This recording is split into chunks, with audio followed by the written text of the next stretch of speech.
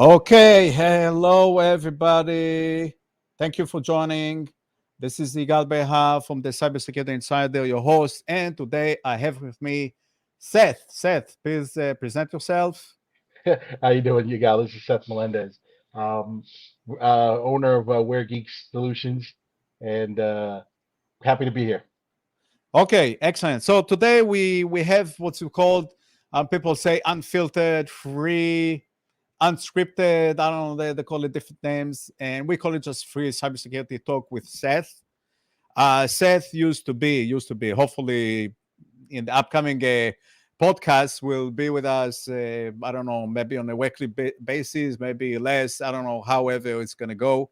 I don't know. It's up to him and me, Right. basically, and how busy we are with everything else that's going on. And there is a lot that goes on, as you know. Um, so today we gonna talk about a few things. Seth, you wanna kick started and start with your items. Oh well, we were talking about some of the news that's out there, the Yeah, the current free the events. free conversation that we had before this free conversation, because we had another conversation. What we're gonna talk about this conversation. So you see, you have few conversations before you have. Okay, please. Well, they're the simple. I know we talked about the military leaks for the United States government military leaks. Yes. And we were discussing that we have to be careful because we don't know who released that information and if it was released with bad information. You release good information and then you release misinformation so that it just looks better. So you never know what's going on with these intelligence agencies, and so until they figure out that, and even then, if they find out 100% American, well, they tell us it's 100% American. No, so Yeah, we said also. So let me read the news. So it says, and I don't know if you have probably people already read it in different newspapers, news outlets. It says that dozens of classified U.S. intelligence documents were leaked on the internet. The Justice Department opened an investigation into the leak of the classified documents, which appeared to have the details of Ukraine's combat capabilities and its potential vulnerabilities. The documents also contained US analysis about China and other nations, as well as methods used by the US to collect intelligence. The leak included photos and documents and first appeared on the Discord platform shared by a user to a server called Wu Emao. The implications of this breach are only beginning to come to light. So, I mean, I think because of that, it will spark uh, even greater war between the U.S. and somebody's calling me. Um, between the U.S. and America, U.S. and China Russia. and other nations, right? The phone I think got this is par for the confused. course. I think it's par for the course. These guys are doing this every day to each other. Um, Somehow this was leaked. There was also a report that there's a possibility it may be another Snowden, person leaking the information. We have no confirmation on that yet. But either way, this is par for the course. They do it to America. America does it to them. It's par for the course. There's a Yeah. ton of So satellites up there that are pointing at each other all the time. yes, and so there's no fear about this. Okay. So with that, I think we're done with this item. There's nothing to talk really Yeah, that yeah. much. Well, you keep hearing like one of the things that you hear the fear every time something happens between the United States, Russia, China. People are like, oh, they're gonna get mad. They're already mad. They're Yes. already trying to go after us. They're already doing whatever they can. Like it's not like they're gonna get madder and spend more money. No, they're spending as much money as they can already. You know what I mean? If they could get more money, they'll spend more money. So it's like in the same way we're doing the same thing, and then there's people like us, and there's tons of major corporations in the world that are trying to stop everybody from hacking. So Yeah, so it's we the are status not quo. exactly. Yeah, there's no reason to get crazy about this. Just to know that it's going on, and of course, Ukraine war is definitely affecting everything. And so this is not going to be any difference in terms of the effects it's No, going to have on us. So no. okay. I was looking at also the fallout from the KFC breach that happened back in January. I was reading some of um, the post-mortem stuff and stuff they had to release in the SEC filings. And they had to close 300 locations. There was a bunch of stuff in the UK. And it comes down to the same thing. Same things we always preach about. Passwords, passwords, passwords. And a lot of their systems weren't updated. Oh, look at this. I see another news item. New Jersey County Police Department confirms ransomware attack. Ooh. Somebody clicked on the wrong thing. Yeah. Got some link or something. Right, when Somebody he's on was Facebook. stupid enough to click, right? Right, he's on Facebook and clicked the wrong thing.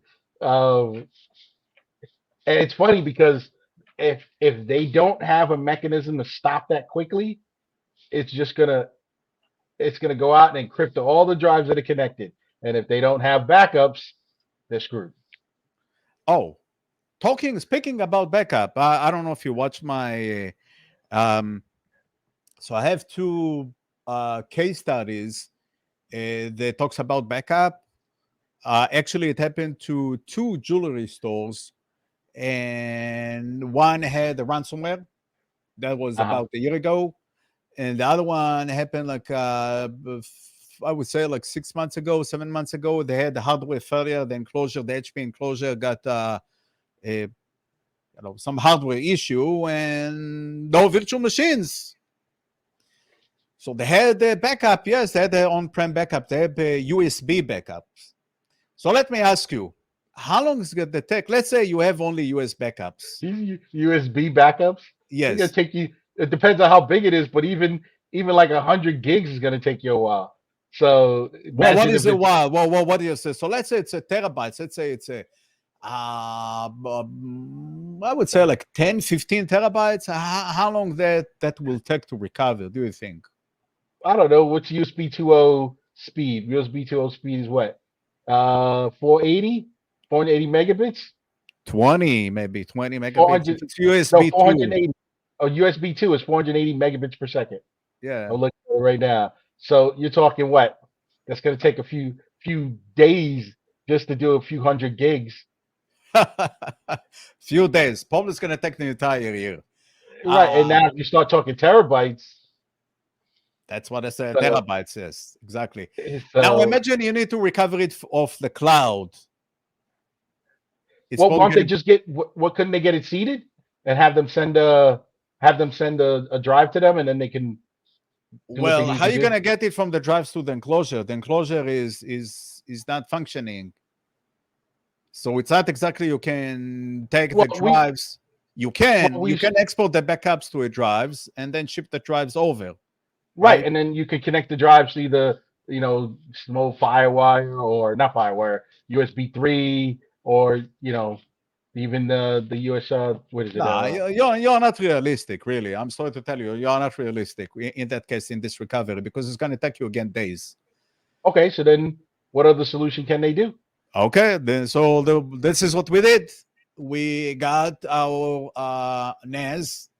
We had luckily they had the backup with us, and we restore the data on premises in our systems. Restore everything to NAS. Drove down to the customer with the server with the VMware host, and all the virtual machines already recovered on the NAS and a network switch, and we built everything over there. And after 5 days, we were up and running, like nothing happened. I mean, 5 days. Okay. And so So how did you connect the original data to the NAS. No, we recover. No, we there's no we didn't use the enclosure, the storage enclosure. Hmm. We took it offline, just unplug it and throw it to the garbage. Basically, put the storage devices connected over the network. But remember, it's all only virtual machines. So we covered all already the virtual machines to the NAS, and now we're accessing the virtual machines over the NAS. That's it, over the network. That's it. You're Okay. done. You attach all the virtual machines to the host, to the VMware host, and that's it. I mean, you need to configure the network. I'm saying, like, Did you? it sounds very simple. It sounds okay. You do this, you there. It Right. Right. takes a few hours until you get it done, but still, And and to did, recover the data from backup to a storage devices also takes time. But now you do it over the network. So if you right. have a 1 gig network, it's gonna done quick enough, pretty much. And so what did you do with the old equipment? Did you wipe it and reuse it? No, it's by the customer side. We didn't do anything with it. It's Okay. just there's, I mean, collecting dust basically. Okay. So those events. So I was thinking if they had a ransomware attack, because this is exactly the same. You don't have access to the data, and you don't want to pay the ransom, and you have backup. You have an alternative not to pay for the ransom. Then you can, you know, restore from backup. So you lost 5 days. It's not a big deal. It's not like 2 months or 3 months or whatever. You just get your data and you continue to run. And then Right. And whatever usually you we did over the 5 days, you just key it in. I mean, still it's a work, but right. So better than losing all you the were able data. to restore the host, and then from there, then you restored all the data. So Yeah, yeah. yeah. They got the new host. We brought our own host. So now just restore everything, recover everything, and attach it to the host. It was a done deal. So and their data, and if their data is still online, then what would you have done? What do you mean online? Meaning if they backed up online using It backup was it was it backblaze. was back it was backed up to our cloud. Okay. Yes, but imagine let's say we didn't have had this option. Let's say I mean, one option is to recover on the cloud, meaning to host everything on our Right. cloud and And then run slow. spin the virtual machines on the cloud. Yeah, we could do that. I thought in the beginning that this is what they wanted, but said no. But we have other applications. We can't use it like this. We're gonna need it over here. Said okay, now we need to change everything, and it was a little bit to understand what they want and how they want it, and because there's certain technicalities involved. So we had to do this way, and therefore it took 5 days. Otherwise, maybe it's going to take, I don't know, 2 days if we were to restore it from the cloud to the cloud on the cloud and run everything off the cloud. Okay. Yeah. That's good. And you said there was the second one? Was it the second one was still missing? The first one, second Or the one, first yeah. one? The other one was we did for them a migration exchange. They had the exchange on premises, and they wanted to move it to the latest version of exchange. So we finished everything, and then we had few issues. We had to recreate Active Directory from beginning, from scratch. We had to build the Active Directory because the new exchange can't run of 2008 Active Directory.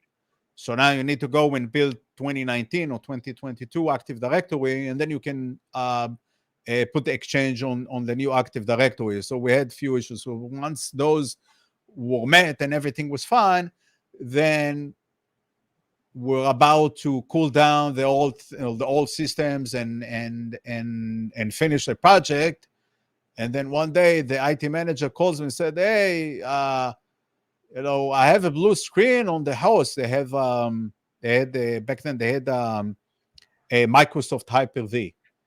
So she said, "Listen, I see blue screen. What's going on? Well, what happened?" I said, "I don't know what happened. Maybe some hardware issue. I have no idea." So She downloaded the Windows. I gave her Windows. She put the Windows server on a flash drive. She downloaded it, ran it, boot it up, install Windows. Okay, now looking for there. I said, okay, let's do recovery. Maybe something, the Windows get corrupted. Recovery didn't go. Okay, so we had to install Windows. To install Windows, there's no files, nothing. Unbelievable case. And then I saw a text file. I'm looking at the text file. I said, oh, I think you have ransomware here. She said, what? I said, you've been ransomware. There, you see this message? It said, you need to pay this amount of money in order to get the data. It was unbelievable. It was a Phobos ransomware. One kind of Phobos ransomware. I think Phobos or something else. No, the 8 ransomware. It replaced it with the 8 extension. So now it writes 8. Every file ends up with the .8. So it was 8 ransomware. I remember. It was 8 ransomware. So it's like a variant of I forget which ransomware, and no decryption key available. You can find some decryption keys. We couldn't find anything. I said, okay, it's out of my hands. So luckily, they had the cyber insurance. Perfect. I was just talking about that with somebody. I was just talking about that. So the cyber insurance actually paid. Actually, they didn't pay everything to us. The cyber insurance only covered a certain amount, and then the customer had to pay from his own pocket to complete whatever we build them, because we had to rebuild everything from scratch. Right. So and then they paid $25,000 to the hackers, and they gave them all the 5 virtual machines that they needed. And then we extracted all the data from those virtual machines and built Active Directory again from scratch, install all the printers, drivers, shares. It was a nightmare. So it took us like 2 months to recover everything. 2 months. Yeah. So even after everything they did, they started to pay the hackers. What? So even after everything you guys did, they started to pay the hackers. I had to rebuild everything from scratch again, second time. Unbelievable. This is it's when you think about it, and let me tell you another thing. Doing the job, we shipped a storage device with the backup capabilities. So I said, okay, I have a backup in case something goes wrong with the implementation. Let me have a backup. I don't want to start without having a backup. I can count on her backup, whatever she has there. I want to have my own backup. Free. I shipped the device. I did all the backups. I said, okay, we have the backups. We can start the project. But guess what? The ransomware also encrypted the storage device. So now all the backups that I had were also encrypted. So now I think, I have a backup on-prem. No, don't think that you have a backup on-prem. It's going to be protected. They're going to touch those as well. So what's the lessons learned on this one? One lesson. This is not the end. Oh, we have another guest joining. 1 second. Oh, okay. Yeah. One of you. Okay, this is Steve Maniani. Okay, we don't see him. Okay, I'll remove him once I see his video. I'll add him. So anyway, I told her, I said, listen, do you have backups? She said, the backups. Now, she had the backup tapes. When was the last time that you saw a backup tape? About 10 years ago. About 10 years ago. For them old DAT machines. Yes, remember backup exec and that we used to use to do the backups. Backup exec is still pretty good. Yes. Not to say we use the backup exec to back up to the tape devices. So she had the backup tape, and the backup tape didn't. So when we got the project, she had all the problems with the backup tape, and she couldn't resolve it. Okay. So, but we didn't fix the backup issues that she had. We just jumped to the project because she wanted to finish a project. Okay, whatever priorities you had and the timeline that they had, fine. and she said, "Okay, we don't have a backup." I said, "Please, I beg you, let's have a backup on our cloud. Let's have a backup, cloud backup." No, no, no, I don't trust the cloud. I don't want anything on the cloud. I don't want anything with the cloud. I said, "Listen, it's not on the regular cloud. It's going to be on our cloud, not anybody else's cloud. It's going to be on ours." Maybe she's going to feel a little bit safer. Not to say that we are the best in security, but she said, "No, I don't want any backup on the cloud." I said, "Okay." Oh. You shouldn't have said cloud. You should have said our data center. See, that'd have been different. It didn't go Because anywhere. they get some people get hung up on that word cloud. Yeah, yes, yeah, yes or no. And let me text Steve because we don't see him. I thought he's gonna be not this Steve. Where is okay? So then I had a conversation with the owner. The owner really was crazy about it, and we don't. Yeah, that is definitely a provision on the contracts that we used to do that we have to get a full backup. Right, and we didn't we wanted to start. This is a big project. When you do Right. migration, you need to have a backup. You can't do a migration without a backup. What if something goes wrong? And Hmm. I happen to be in those cases. Yeah, and even if they say, well, it's going to take too long, part of Yes, the too long. requirements, Or they're gonna say, we can't move forward. yeah, okay, Steve, can we hear Hey, how you us? doing? I can hear you. Oh, Hi, How you Seth. fine. doing? And How Can you you hear doing? me? Yes, yes, we hear we you. can. Okay, good. Okay, so Steve, thank you for joining. It's a. Let me tell you, it's a. Let me change it. Uh, uh, Change the title because you joined, so we need to make a short change. So, Steve, we are talking here about the different things. Backup tapes. Oh, you heard that?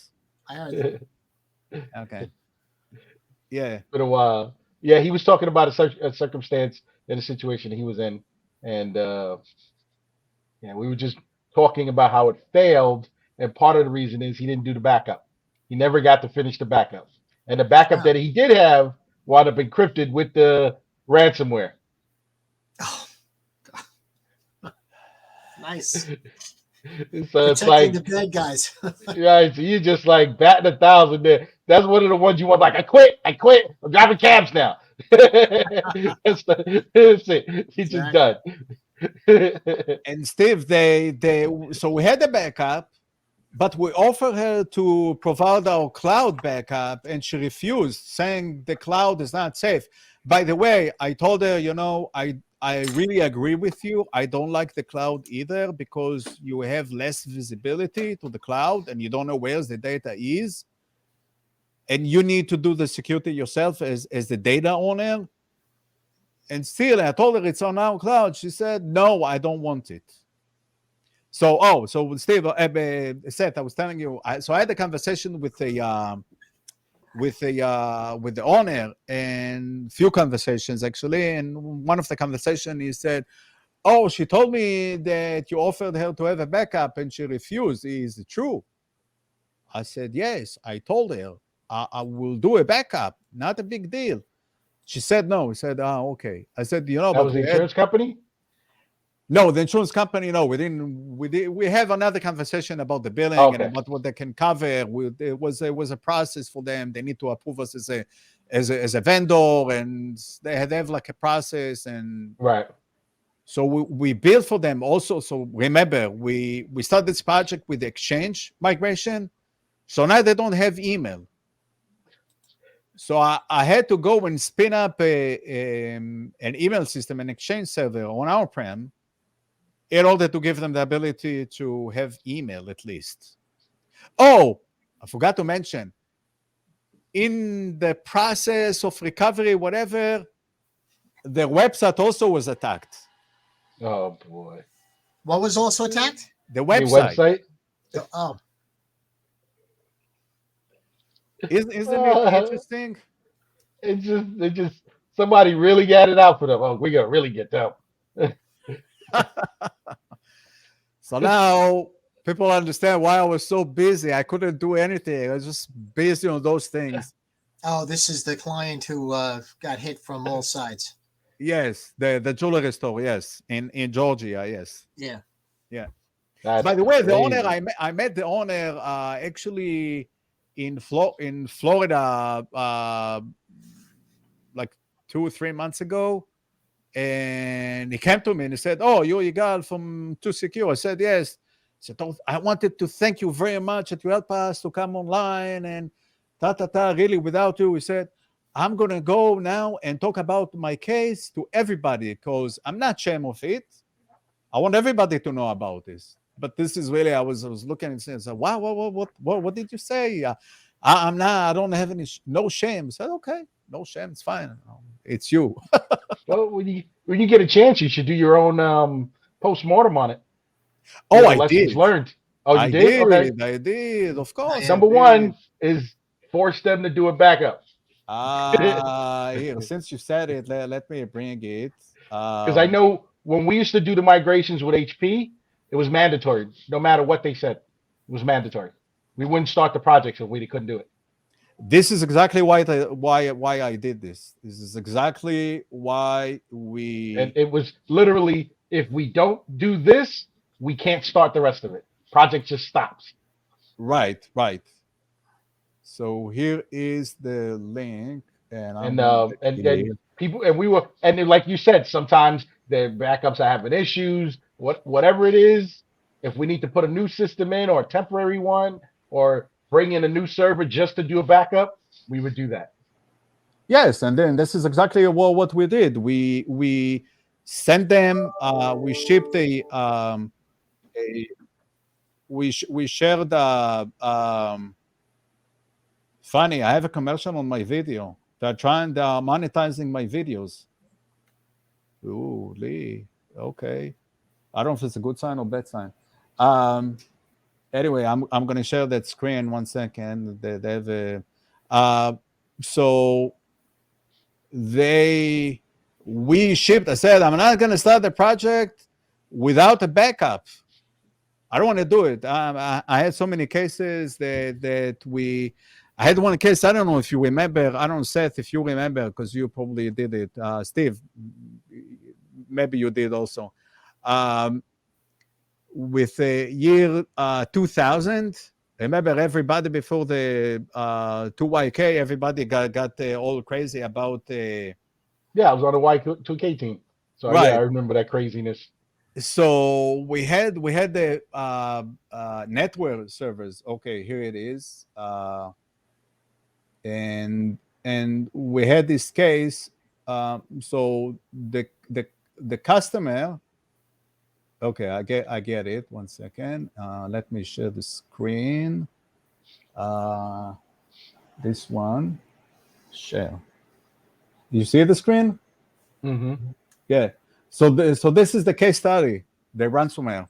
Here, so you have Okay. it. 25K paid to attackers. 16 hours to detect it because it was done over the weekend. So Monday, she comes to the office and she sees a blue screen. 71 days to remediate it. Oh, another phone call. What's going to be? Uh, and and then 25K to rebuild. So this is basically our fees, about our fees. It was a little bit more than 25K because when I did this, it was about 25K, and then the number went up a little bit. And 275K for soft costs. Like if you count all the,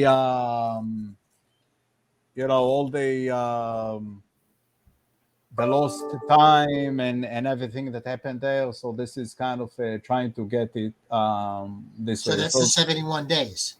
yes, yes. Actually, after the 71 days, they had another recovery that wanted us to recover. They had something that they needed. So we go back to the backups and get whatever they needed and put it back. Was so you see, it's a jewelry company, 3 stores. Georgia state, based in Georgia, about 30 employees. This is like a regular company. It's not no big thing company. What was the highest classification of information? What do you mean? What kind of information did they have? Customers information, sales, emails, everything. So they had customer credit card numbers and. Oh, I don't know about that. I don't know what they kept the credit card information. I have no idea. No idea. Yeah, a lot of that's going through the other system, so I don't know if that's kept.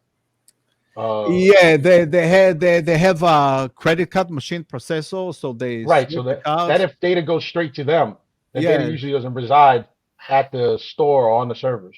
Yeah, they had credit card terminal, so they didn't. I don't think that they stored any credit card information on their servers. I don't believe that this was the case. Yeah, because usually a lot of that data goes straight to the POS. merchant. Yeah, it goes right straight to the merchant accounts. Right. So you see, this is what happened with them, and really it was unfortunate with them. So this is, I call it seeing the eyes, ransomware case study. Like you see it, a ransomware, you can't say, oh, it doesn't exist. Oh, I don't believe it's going to happen to me. Now you can't deny it anymore after you see it. And did you, with your case study, do you give recommendations on, had we been able to detect it sooner and reacted? Oh, this yes. could happen? Yeah, we they had the antivirus solution. I forget the name of the company. I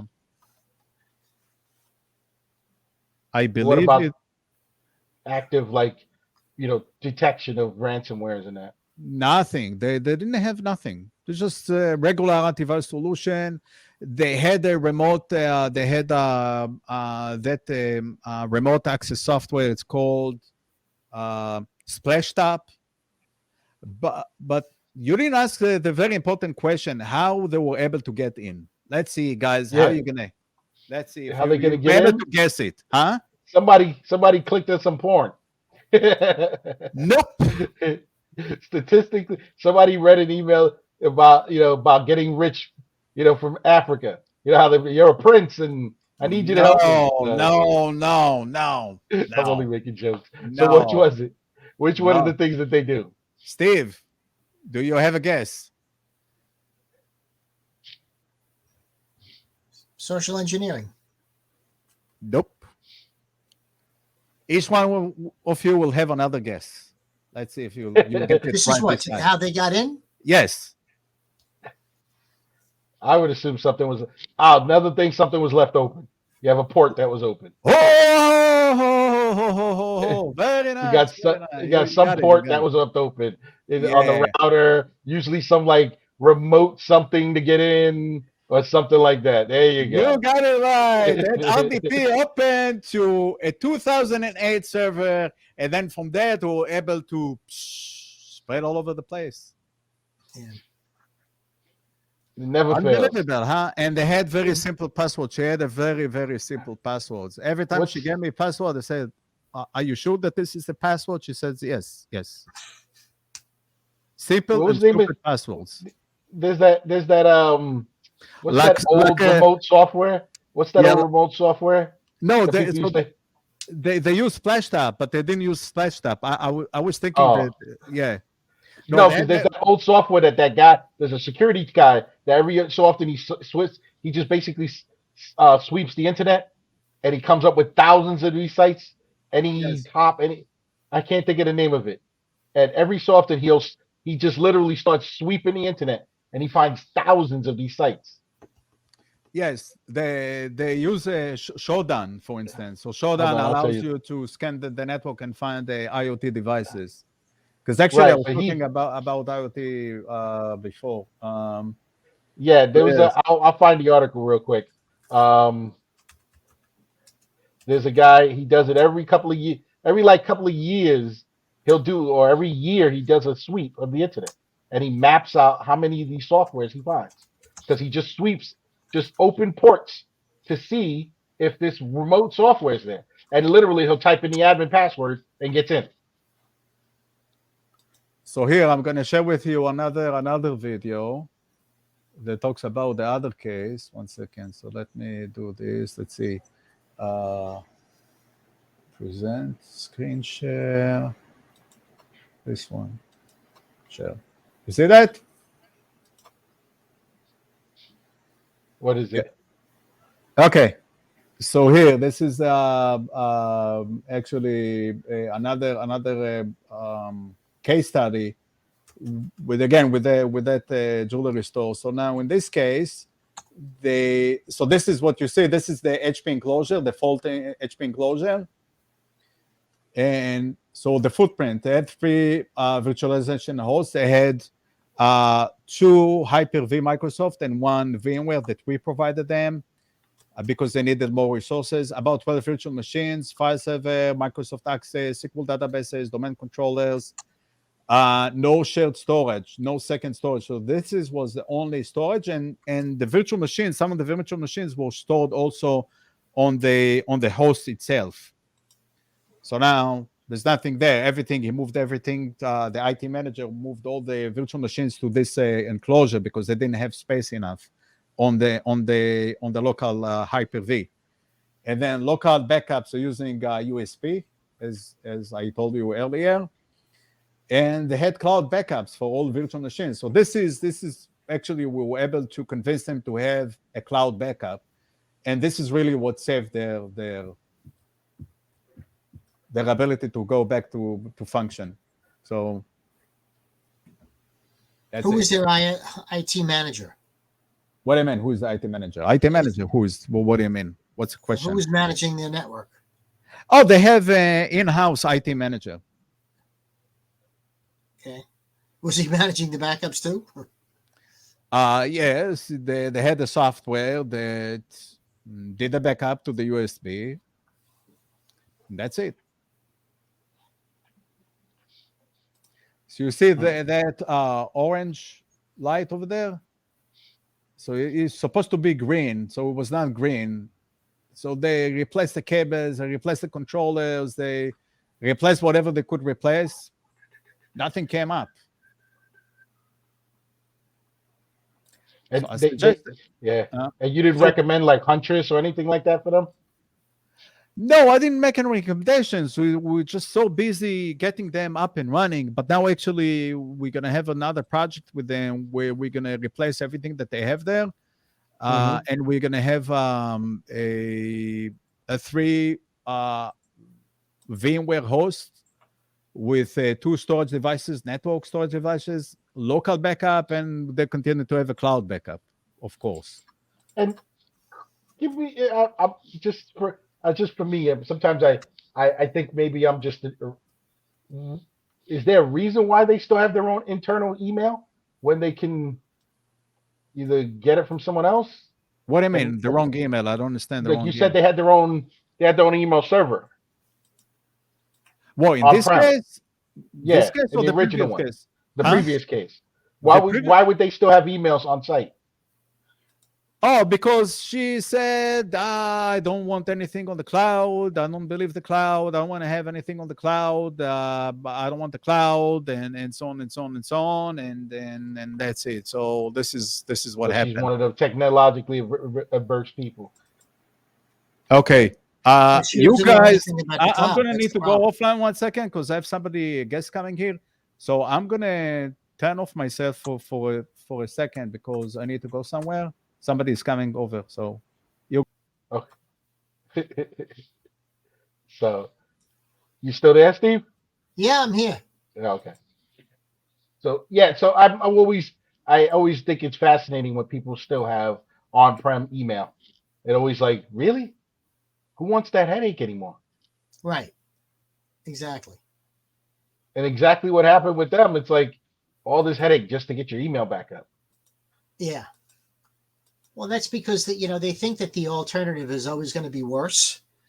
Right. And they just don't know any better. They don't want to change. They have a problem releasing to, something that's going to work better for them. And like you said, like with cloud, like a lot of people don't understand, cloud can be a very dangerous scenario, yes, but it can also be exceptionally secure. You know, if you have a cloud, a private cloud that's not facing the internet. If you don't put your passwords as what was it? What was it? Where he had that big breach? He had it like 1, 2, 3, 4. Remember that breach a few years ago? That goes Solar on winds, 1, 2, 3, 4. Yeah, SolarWinds. There you go. 1, 2, 3, 4. Yeah. It's like just, and I always laugh at like somebody should have been fired. Somebody should be walked out the door and then put in the parking lot and just shot right there. You know what I mean? It's just like there's no reason for stuff. That is like one of the biggest pet peeves of mine when I see people just do stupid things like that. Like you just said, somebody left a port wide open and forgot about it. And no one in that building said, should we do port sweeps and check things out to make sure? I do those things. I still run them every so often on mine just to make sure I didn't forget something I was testing. Yeah, you're absolutely right. So those things are really, and by the way, with the recovery with the hardware failure, when we offered for them the cloud backup, we never thought about the case. Oh, what if we need to recover? How long it's going to take us to recover you back to business? We didn't ask those Mhm. questions. The customer even didn't ask. I mean, this is on us that we didn't bring it to speak about this, but the customer also didn't ask. I said, okay, we have a cloud backup. Not it's Because gonna you can like meet you were it. saying earlier, what I was actually explaining to you was get the host up. I was saying bring all the data. Just get the host with the drive that comes from the backup online backup. Once you get the host, then you can pull the data. No, Faster. you can't because it sits in a different format, and now you need to extract it from the backup. You can't just bring the backup just like that.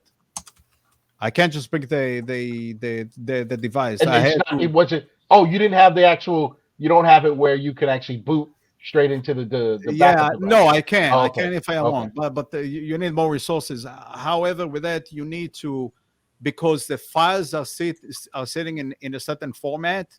When you recover, this is how when you get the virtual machines, like the file themselves, the VMDK, and all the files that you need Right, in right, order right. I understand that, but what I'm saying is when you do a bare bones restore, there's a right. way to set it up with the backup device where you boot the server straight into the backup Yeah, device, you can, but and then remember, you this can is restore from there. yeah, but this is a virtual machines. The restore here is different. It's not that you are recovering. How it's called the You still restoring the bare host. metal recovery. It's not bare metal recovery. It's not where you don't have anything, and the only thing that you're recovering is one machine, one operating system with everything, with Uh-huh. all the applications. Here we're talking about a virtual machines being backed up as a virtual machine, meaning you take a virtual machine and you back up it. It's not. It's a different way how you back up it, and the setup that they had there. I mean, we could do that, have a local backup and connect. Oh, so the Hyper-V, the Microsoft that they have there, it's 2012. Oh, The backup that I had couldn't connect with it because oh, it's okay. too old, the version. Again, it's so many issues you have with versions that are very old and you're trying to do something and you can't. You Yeah, can't. one of the things that I I did with a lot of my clients is that we used to force them to move forward or charge them more for old stuff. Right. Mm-hmm. This is And the it way, was slow. yes. Like you have to put it in the contracts early so they understand. Once we start getting 5, 6, 7 years, then your pricings are going to start going up because of the fact of this old software. So it's Right. like once we get, and so then it's already in there, and that forces them to go forward and get new equipment and to get new OS. Yeah, that's smart. So yeah, and This is a good way how to manage it. yeah, and it's the argument's not there because the minute you sign the contract, it's in there. You know, Right. whatever deal you sign, it's in there that it's you guys got to update this stuff. You know, and if not, cool, you don't have to. Right. Yeah. Just Steve, understand the prices are gonna go up. Steve, what's going on with you? You're too busy over there. Yeah, I'm just I'm helping out Tria, create a modern day version of its current supplier management program. It's like 6 years old. It needs a refresh. So I'm doing a lot of analysis on the data that they store in Archer. Their GRC, and I'm still doing assessment reviews. Various suppliers to Altria. Okay. So, what is the major finding when you do those reviews? Well, what do you see that it's like eye-opening, I would say? I think the biggest trend, if you look at all the NIST categories, the biggest trend where companies fail the most is on business resiliency and disaster recovery. That's where they fail the most. And I'd put either number 2 or 3 after that, password management. Yeah. So right after that, I would say would be access control, which is password management, right? And then after that is vulnerability assessment controls, and a lot of this is, it's not just the control itself. A lot of the questions are about, do you have documentation? So a lot of people don't have documentation. They might do the necessary. It might be a really small company, but they don't, bother with the documentation. But, from an appropriate standpoint, you should have the documentation. You should have documentation on your testing. You should document your testing when you do it. All that happy crap. Okay. So again, it's the first one is what? It's business resiliency and recovery. Recovery, companies don't access controls, and passwords.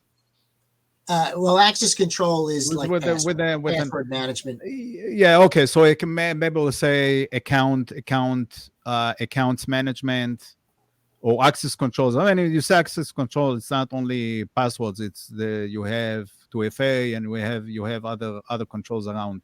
So it's right. And it's not just the regular access. It's also, very concerning with regard to administrative access, right? We want to make sure, that if they have any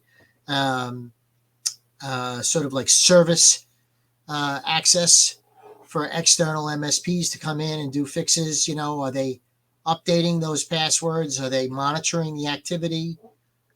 All that stuff. Okay.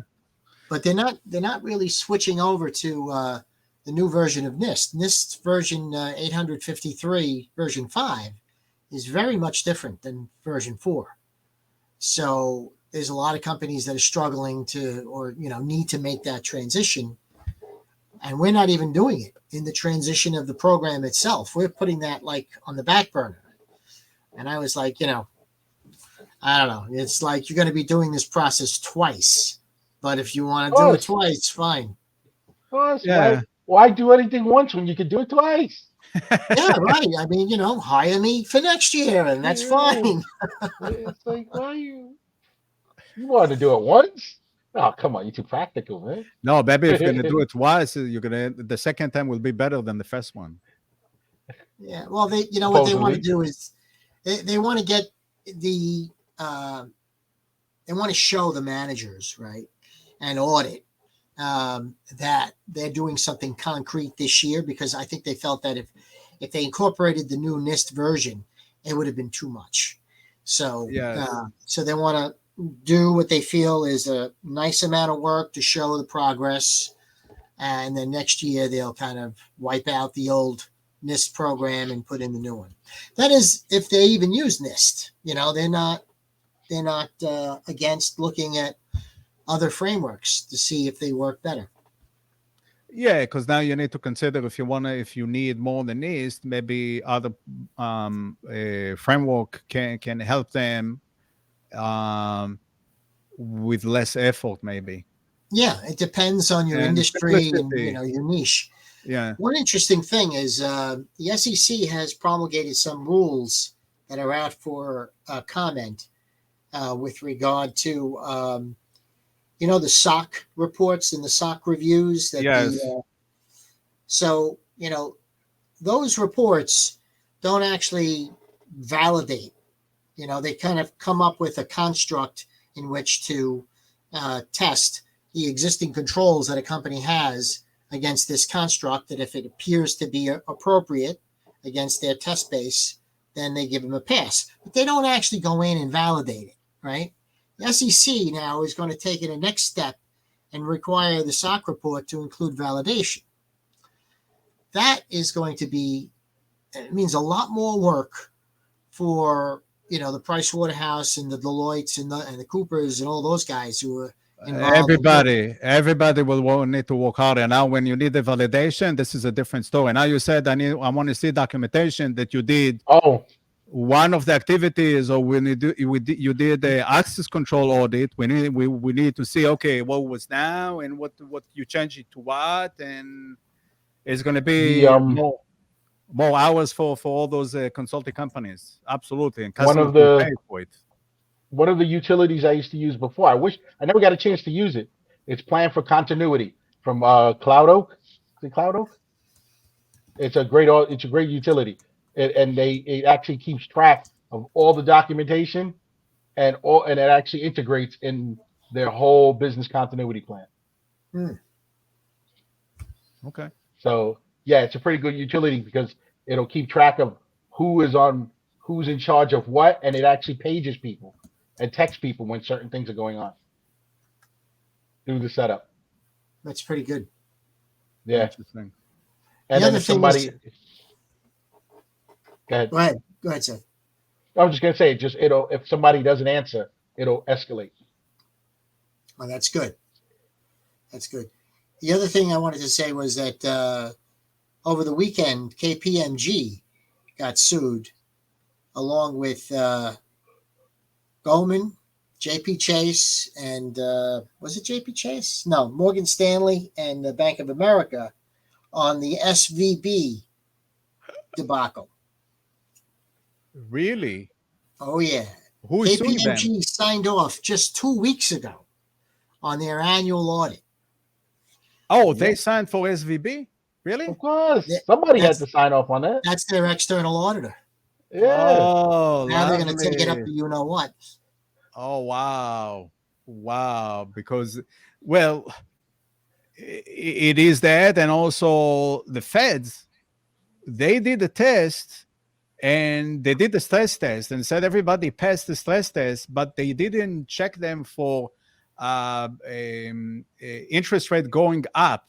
They test them only for interest rate going down. That's why everybody are good. The stress test went and everybody's happy and smiling and all. The banking system is stable and strong, but apparently, yeah, unbelievable. That's crazy. It truly is unbelievable. I mean, Okay, they didn't have a risk officer all last year. Yes. Oh, yeah. Exactly. Yeah, they didn't fail the audit, right? Just on that. Exactly. Unbelievable. That's crazy. Well, this is what it is. If they did it all right, we wouldn't be employed. Yeah, all of us will be unemployed. Exactly. Are you guys using GPT chat or AI? Yeah. Oh, I'm loving that thing. Oh, I love that thing. I am so in love with it. My new buddy. So I haven't been able to get it. How do you get it? You sign up. Once you sign up, then it lets you log in. Yeah. Okay. So I signed up for it, but I mean, I don't know. It just kind of like disappeared into the woodwork. Check your email because you get a link. Make sure it's not going to you'll get spam. the confirmation. But if you go to the site, you can do account recovery, and then you can recover your password. So try to do that. I had the same issue. I had to find which email I used. I don't know, and then I found it. I got lucky. It came out the 14th or whatever it was of December. I saw a review that came out like a day later because they did a bunch of people got access to it, and they were able to put the reviews out like a day or two later. And so I saw it, and I went before anybody else did it, before that huge amount of people that ran into it. Nice. So I was in there real quick. Oh, I've been using the AI Bing. Oh, that Oh, was we didn't terrible. use it. That That's was interesting to terrible. use. But also, I think Google has the same thing. Or no? Yeah, they Just just came Bard, out with their own. Bard and the Bing one are not that great. They're not ready for prime time. And it's like people say, oh, they're better at. I've been working with all three of them. ChatGPT, when it comes to the natural language stuff, they've got it down pat right now. yeah, they have the version 3.5 and Oh, version 4. 4.0. 4.0. Right. But remember, the natural language part is a different version than the back end database. The 4.0 is the database. No, it's not for 4.1. It's just 4. Right. 4.0. That's right. 4.0.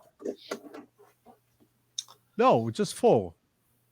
Without nothing. You add something that does not exist. I'm looking at it now. It's just 4. Anyway, this is going to be game changer for everybody. So Oh, yeah. I don't know how.